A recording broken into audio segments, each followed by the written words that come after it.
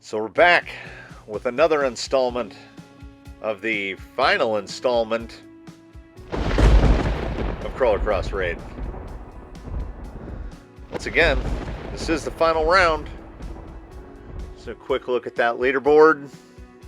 Same old from about a month ago. This is round 6, and this is the raid. So I'm going to break down the rules of the final round. Fairly simple. Right here, that's a gate touch. That's fine. But missing a gate, not clearing it to the side that the arrow indicates, you get reset back to the previous checkpoint. The only contact with any of the vehicles will be in the event of rollovers, and the vehicle will be reset to the last cleared checkpoint. So, in quick summary, reversing is allowed, clipping checkpoints is okay, fouling a checkpoint is a reset, and rolling over is a reset. Simple enough? I think so.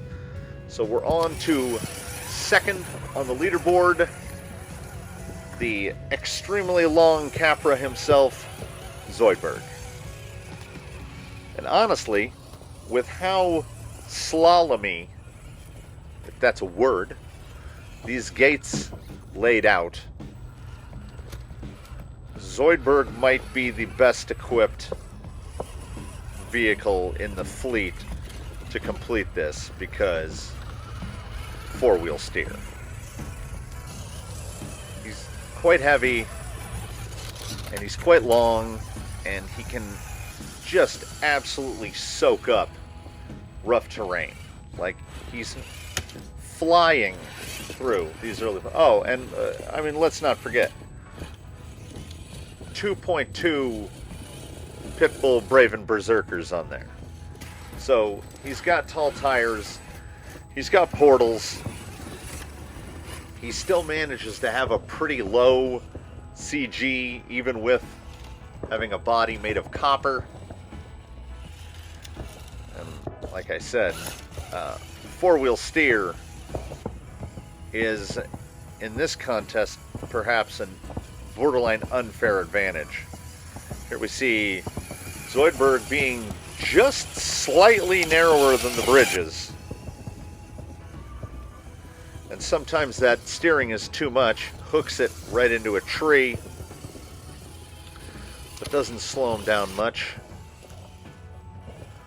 Passing through these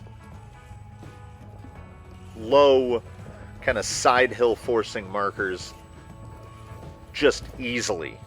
Like, he has so much flex that those gates are almost meaningless. Like, he could take whatever line he wants, and he just feels sure-footed all the time. I had to resort to some pretty wide-angle stuff here, because he was flying through checkpoints so quickly. Little bump over. I think this is around... I think that one up on the side just to his right is 25. As I get a couple more runs of this under my belt, I think I'll get a better memory of where the gates go. There isn't some sort of insurgent invasion going on in the background. There is a skeet range about 2 miles away, and I guess the cool morning air and the, what I'm assuming is some sort of competition taking place, is responsible for the constant bap bap bap of shotguns being fired. Zoidberg is making effortless work of this. Little belly stuck, and he's over.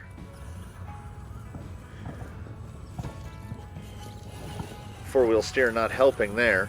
I have definitely felt the double-edged sword of four-wheel steer. If you have four-wheel steer engaged and it's in normal, what I quote-unquote normal four-wheel steer mode, not crab, and the rear wheels lose traction, it's like massive oversteer all of a sudden. Like the rig will just spin around in a way that you don't want it to spin around. And Zoidberg having no overhangs, he tends to get his rear wheels wrapped up on stuff, under stuff, in stuff. So you kind of have to take care when wheeling this one. It looks like it's doing everything really easily, but it can go really wrong really fast. So Zoidberg coming up to a tough section for others, not so tough for him. Almost got a tire loaded up under some rock, but then, you know, just didn't. And four-wheel steer, if anything, it's a 35 turn in there, and it's geared way down. The Capra gearbox has some pretty high gearing in it, because even with a 35 turn, it's still pretty punchy. See, that was a spot there where the front was gripping and the rear was losing traction. But with his stretched wheelbase, like, it's just absolutely sure-footed across here. I mean, that four-wheel steer downhill, it's got a little overload on the lower front tire, and I couldn't remember what switch dig was because I hadn't had to use it in so long. Gate here at the top is gate 50, which he will pass without issue. Switching to two-wheel steer there, that was a little twitch. It's just going to front only because, like I was saying, four-wheel steer, if the rear loses grip, it's bad. It's coming up over the top and then kind of the final trailing portion. And as he comes down here off the transition on the backside of Leviathan, it's like effortless, like flat, like never got upset.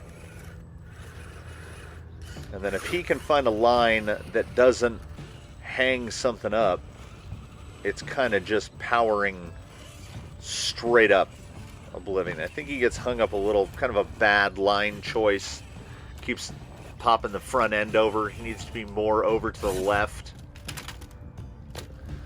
It's a quality roll, didn't touch anything, just cost a little bit of time. Now see, coming out a little bit more from the left. He's having a little more problem here than I thought he would, as he had no problems with anything prior to that. It's a little wide for this here, but he can get a tire up on the wood. A little four-wheel steer action to stay inside that gate. And of course, as one could anticipate, he should have no problems on this descent and pass around. I'm just going to call them gates from now on. My brain wants to call them gates. I was calling them checkpoints, but I think they're gates. So gate 60 there, no problem. It's going to come up and enter Dry Bone Valley. And like I say, I do these all as a one run. He just goes at it on the clock. So the final time is the final time. There's no favoritism. There's no trickery. There's no nothing. They run what they run. And I find that I perform a lot better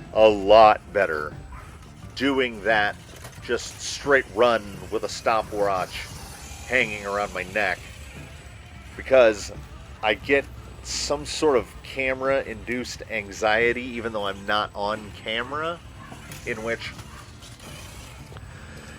sometimes clearing these gates, like this gate right here, I cleared so easily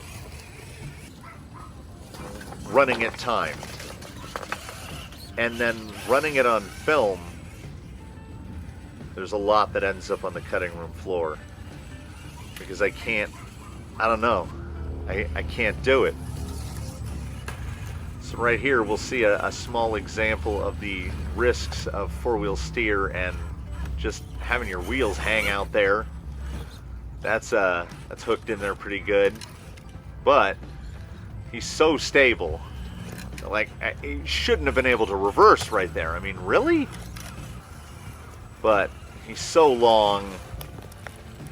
Here's that four-wheel steer slipping. But he's got the speed to back it up, so it doesn't really hurt too bad. And he managed to clear that gate far better than I could have anticipated. Up Sleeping Giant with just a little bit of hang up. Past one of those flags. Down across the bridge. We'll see how he decides to attack the infamous gate 78, and with four-wheel steer, it's really not a problem. Comes up out of the tunnel, hooks onto the beast. It's just going at such a rate of speed. Very rarely has to use reverse. I think between the main run and the film run, I think he rolled twice? 2 or 3 times? He's just so planted all the time. Sometimes too planted. But Zoidberg is making an absolute clinic of this. Passing, I want to say gate 86. I think this is near the very end. There's no gates here because there's no way to go except down. Almost came in too hot there. Little touch there. Yeah, 87. Penultimate. 88. 89 at the entrance to the tunnel. No problem with the four-wheel steer. And between the reds and across the line. Which brings Zoidberg in at 11:55.65, which is like fast. I mean, that's a ridiculous margin.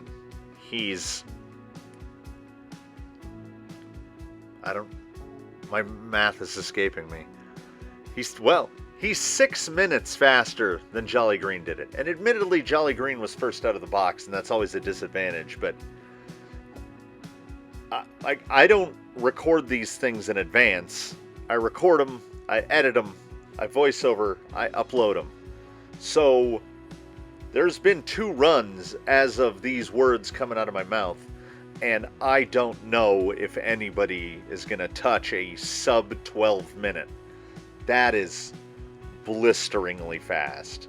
Which doesn't mean don't tune in for the rest. We don't know.